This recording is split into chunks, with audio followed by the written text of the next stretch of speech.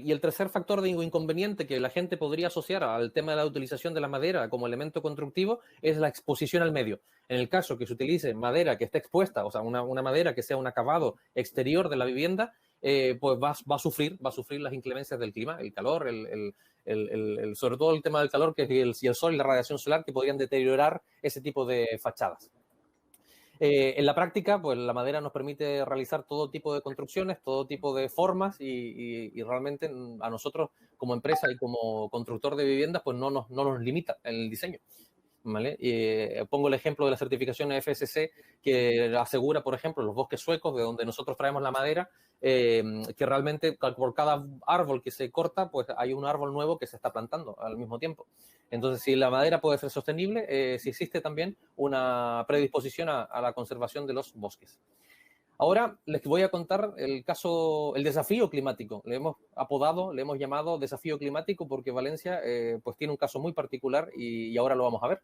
Temperaturas de en verano que 43 grados, es habitual de ver un termómetro en la calle a esa temperatura y donde realmente se hace insoportable porque incluso por la noche hay noches donde la temperatura no baja de 32 grados. Entonces, se pueden imaginar lo que es vivir todo el día entre 30 y 40 grados, o sea, en la noche tu cuerpo cuando quiere descansar, pues en los edificios pues tenemos al interior, tenemos 30 grados. Solución, meter aire acondicionado, pero en la práctica, pues por lo menos mis pequeños se terminan enfermando. Luego, virtudes de la climatología de Valencia. Estamos hablando del caso de Valencia, el desafío climático. Virtudes, por otra parte, tenemos un clima que desde mayo hasta octubre, durante 6 meses al año, la calificación para poder hacer uso o disfrute del medio es de un 9/10. Un 90% del tiempo tenemos un cielo despejado. La posibilidad o la cantidad de precipitaciones que tenemos en Valencia son de apenas 5 milímetros. Pero bueno, hasta ahí lo bueno. Por contrapartida, pues el día 6 de agosto, esto es una estadística, el día 6 de agosto, el 78% del tiempo se considera que es bochornoso, donde bochornoso es más que húmedo. Y otra parte del tiempo, aproximadamente un 5% del tiempo, pues llega a ser insoportable, que es lo que comentaba anteriormente. 30 grados de noche, 40 de día. Esa es la situación con la que nos encontramos en Valencia. Entonces, ¿cómo aplicamos el estándar Passive House a un clima caluroso, húmedo, extremo, yo le llamo extremo, mediante la construcción de viviendas prefabricadas, viviendas industrializadas, que enseño el producto final? Realmente, una vivienda Passive House construida en madera, acabada, pues no tiene nada que envidiar a cualquier otro tipo de construcción. Es verdad de que usamos formas más rectas, pero es por un tema de transporte. Pero el resultado final de las viviendas que podemos construir es una vivienda que es agradable, estética y funcional. En el interior de la vivienda pues, se consiguen los mismos acabados que una vivienda de obra convencional, de una vivienda de obra tradicional, no existiendo grandes restricciones. ¿Qué parece? Bueno, todas estas casas que he mostrado antes se construyen en una fábrica, en una nave. Aquí está nuestra fábrica. Se construyen bajo un ambiente controlado. Digo controlado porque tenemos un jefe de producción que está 8 horas al día, durante 5 días a la semana, controlando, supervisando todo el sistema de construcción, todo el proceso constructivo. Y obviamente esto de tener estas 4 casas simultáneamente construyéndose es muchísimo más fácil de supervisar que una obra en terreno.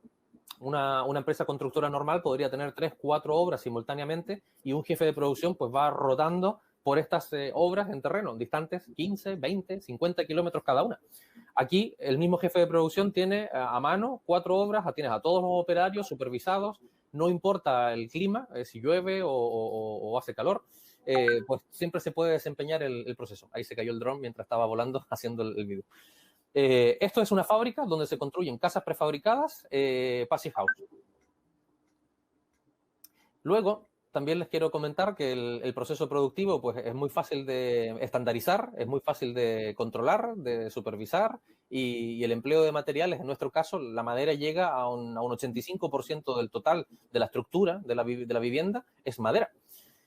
Posteriormente estas casas se desmontan y se llevan en un camión, una grúa las carga y el camión hace los kilómetros que haya que hacer hasta llegar al terreno del cliente.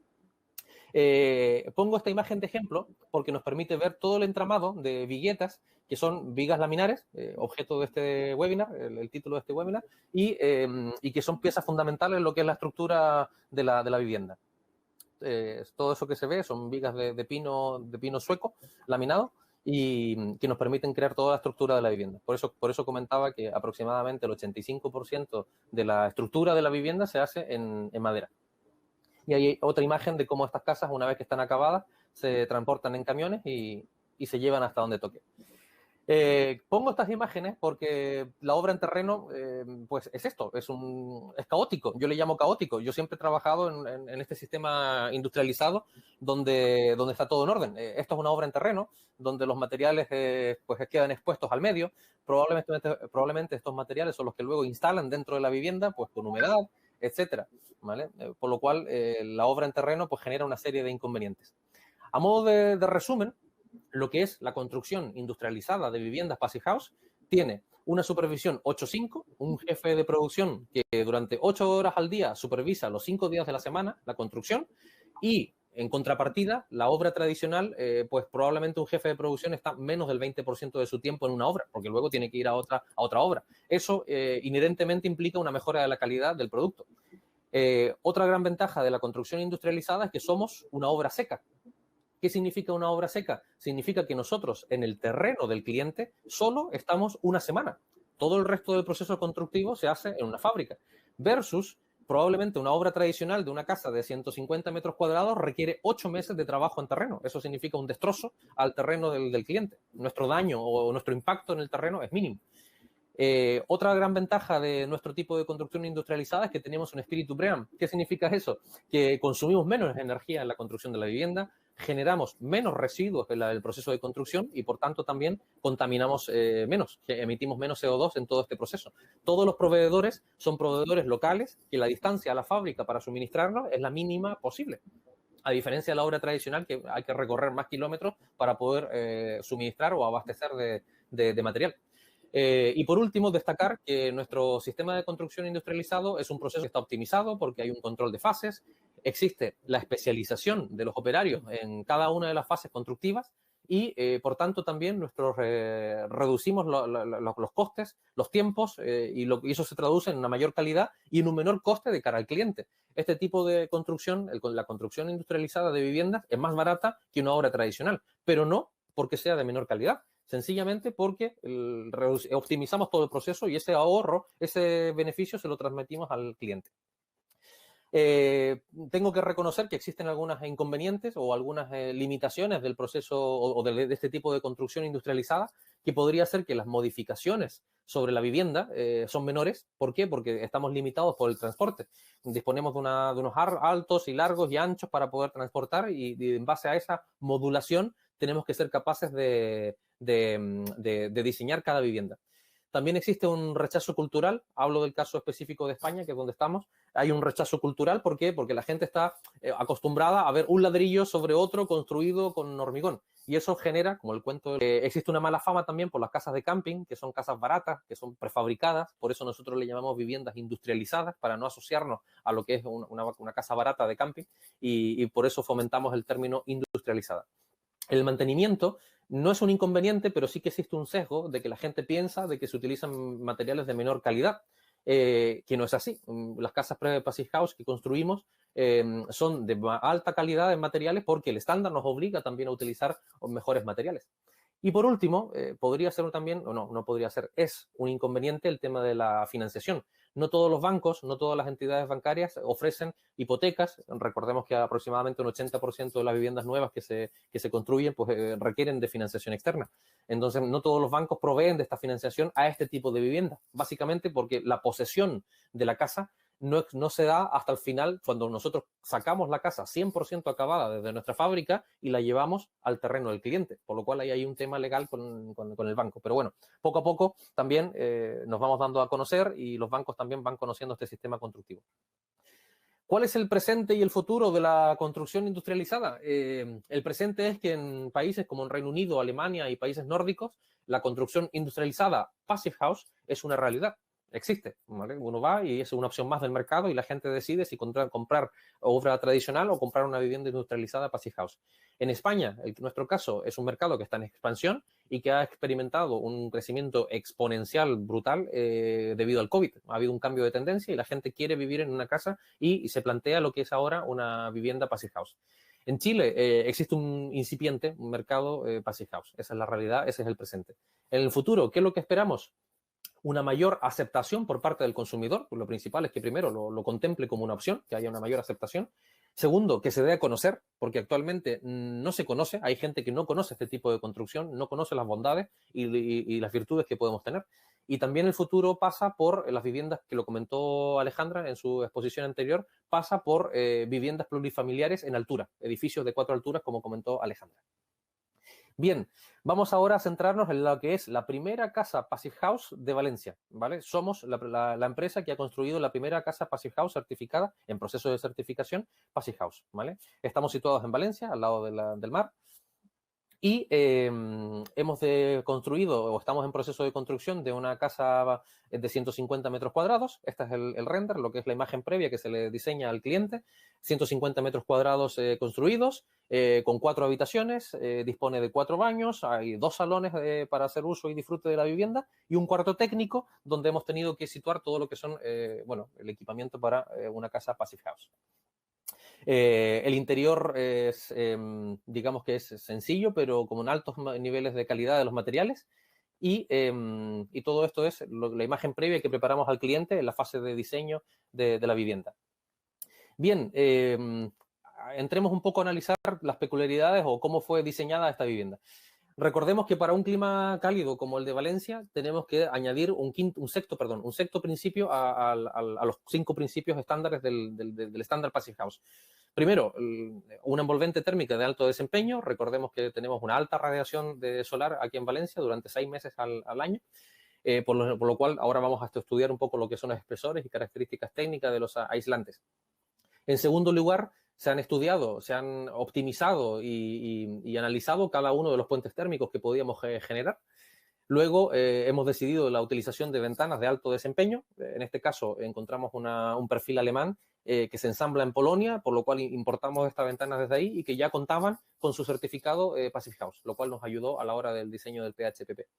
En el tema de hermeticidad sí que tenemos una peculiaridad de que la casa se debe de construir 100% dentro de la fábrica, por lo cual el blower door se debe de ejecutar y debemos ser capaces de pasarlo, o sea, conseguir esas 0,6 renovaciones de aire hora.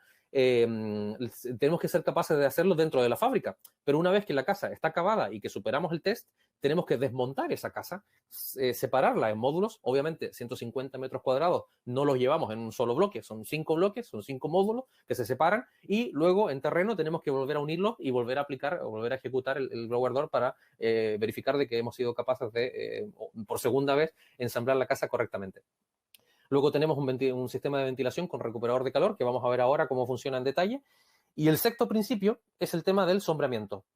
Lo comentaba hace un minuto, de que el tema de la radiación solar aquí en España, o en Valencia específicamente, donde nos encontramos, incide durante 6 meses al año y es muy alta la cantidad de radiación que se recibe, por lo cual aplicamos unos aleros para que nos puedan permitir frenar la incidencia del sol directo sobre la vivienda en verano, pero que nos permitan durante los meses de invierno aprovechar esa radiación solar y que acceda a la vivienda.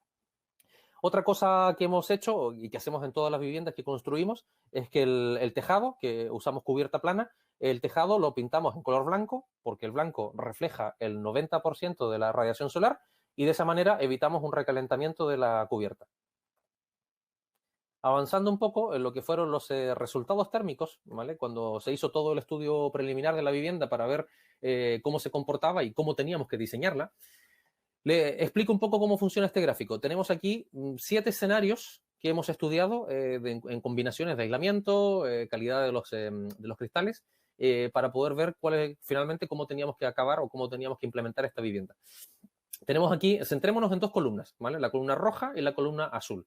La columna roja, donde tenemos aquí la demanda térmica en calefacción, y en la columna azul, donde tenemos la demanda térmica en frío y deshumidificación, que es un caso muy particular de climas húmedos, cálidos como el nuestro, que vamos a emplear una alta cantidad de energía también en deshumidificar. Entonces, en el escenario 1, arrancamos con una combinación de 10 centímetros de aislantes en suelo, 10 centímetros de aislantes en fachadas y 15 centímetros de aislamiento en tejado, en techo. Y bueno, pues era un primer escenario utilizando un U del Glass, un U de un 2 de 2 kilovatios hora por metro cuadrado año. Y con eso teníamos este resultado que obviamente no podíamos cumplir. Hicimos más combinaciones, una segunda combinación, aumentamos el aislamiento en lugar de 10 a 15, 15, 25, 15 en suelo, 15 en paredes y 25 en tejado, y consideramos que aún no conseguíamos llegar a ese factor que nos permitiera la certificación. Finalmente, por no repasar todos los escenarios que se estudiaron, implementamos el escenario número 6, donde el U del Glass que tenía un factor de 0,6, donde además se añadió un factor solar del cristal de 0,5, donde conseguíamos de que de esa manera el 50% de la radiación rebotara o que no ingresara a la vivienda, y con eso también, implementando todas las que eran las barreras de hermeticidad, conseguimos también cumplir el blower door. Y como pueden ver, en nuestro caso particular, la demanda térmica en invierno, pues nos cerramos en un 5 kilowatt hora por metro cuadrado año, y en lo que es en verano es un 16 kilowatt hora por metro cuadrado año en combinación. Este factor combina tanto lo que es enfriar como lo que es deshumidificar, porque como lo he dicho anteriormente, invertimos o empleamos una alta cantidad de energía también en deshumidificar. Recordemos que podemos tener tranquilamente en Valencia un 80% de humedad relativa.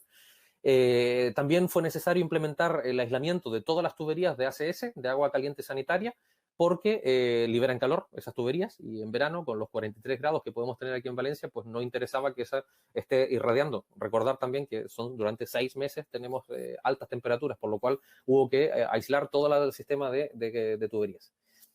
En cuanto a la envolvente, utilizamos EPS, poliestileno expandido grafitado, y ahí se ve a la izquierda lo que es el proceso de aplicación del aislante, de estos 15 centímetros que tuvimos que montar, y a la derecha tenemos ahí los 25 centímetros de aislante en tejado, que fueron necesarios para poder cumplir el estándar. Por otra parte, tenemos aquí lo que fue la barrera de hermeticidad, que aquí tenemos un corte donde se puede ver tanto el techo, tanto el muro vertical y el suelo. Aplicando la regla del lápiz, pues fuimos capaces de crear una barrera continua de hermeticidad para evitar, obviamente, puentes térmicos y que por otra parte, nos permita cumplir con el blower door. Continuando con el sistema de ventilación que se implementó, aquí tenemos un diagrama de flujo para lo que es la época de invierno, donde vemos que nuestro sistema extrae de lo que son los baños, las zonas donde tenemos mayor cantidad de humedad, extrae el aire, que estará a 21 grados, lo extrae, lo pasa por el intercambiador, y el aire que en el exterior, recordemos que estamos en invierno, el aire que está ingresando a 1 grado, pues es capaz de traspasar ese calor de los 21 grados, se lo traspasa e inyecta aire a las habitaciones, aire fresco a 20 grados, que luego ya, mediante un split de 1 kilovatio, pues somos capaces de elevar a la temperatura de confort. En este diagrama está ejemplificado a 21 grados, pero realmente la temperatura, bueno, se setea la temperatura, pero conseguimos que de 20, pues un split sea capaz de elevar la temperatura a 21. Por otra parte, el sistema de intercambiador, pues aquí hay otro diagrama para que quede, utilizamos otras temperaturas para que se pueda entender. Desde el baño expulsamos ese aire a 20 grados, tomamos aire desde el exterior a 0, el intercambiador pues traspasa ese calor, es capaz de ingresarlo a 18 grados a la habitación, al dormitorio, y bueno, pues nuestro delta es pasar de 18 a la temperatura de confort. El resto del aire, pues que ya ha perdido su temperatura, pues se expulsa a 2 grados hacia el exterior. En el caso del verano, pues el diagrama es similar. Tomamos aire desde los baños, aire, es cierto, que como he dicho anteriormente, tiene altos niveles de CO2 y de humedad, se extrae desde los baños a 24 grados, pasa por el intercambiador, ingresamos aire a 43 grados desde el exterior, pongo un ejemplo extremo para que se entienda, y somos capaces, mediante el intercambiador de flujo cruzado, somos capaces de inyectarlo a 26 grados a los dormitorios. Luego, el split que comenté anteriormente, pues se encarga de bajar de estos 26 grados a la temperatura de confort. El mismo diagrama representado aquí, pues para verano, tenemos aquí el intercambiador de flujo cruzado desde los baños, estamos expulsando a 25 grados hacia el exterior, Previamente, desde el exterior, ingresamos aire fresco a 32 grados y el intercambiador se ocupa de bajar de los 32 grados a los 26. Bien, para terminar, utilizamos un termo de altas prestaciones, un termo compacto, además, ¿vale? Que permite la canalización de todas las tuberías hacia el exterior, con todas esas tuberías que están aisladas previamente, con un COP de un 3,86, o sea, es de alta eficiencia energética, y en este caso, aunque tenemos aquí la fecha técnica de 200 o 300 litros, se utiliza un termo de 200 litros, que además cuenta con la opción de un serpentín, ¿vale? Es un equipo que realmente está en el mercado y que no tiene un gran coste y permite el suplir o suministrar agua caliente sanitaria a un bajo consumo energético. En resumen, esto es lo que es la primera casa prefabricada. Ostentamos el título de la primera casa prefabricada de Valencia. Por supuesto, hay más casas prefabricadas en España, pero que sea 100% prefabricada y en madera, en Valencia somos nosotros. De hecho, somos la segunda casa de España en construirse bajo el estándar Passive House. Pues, Carla, esta ha sido mi presentación. Cedo la palabra al siguiente presentador. Muchas gracias, Gino.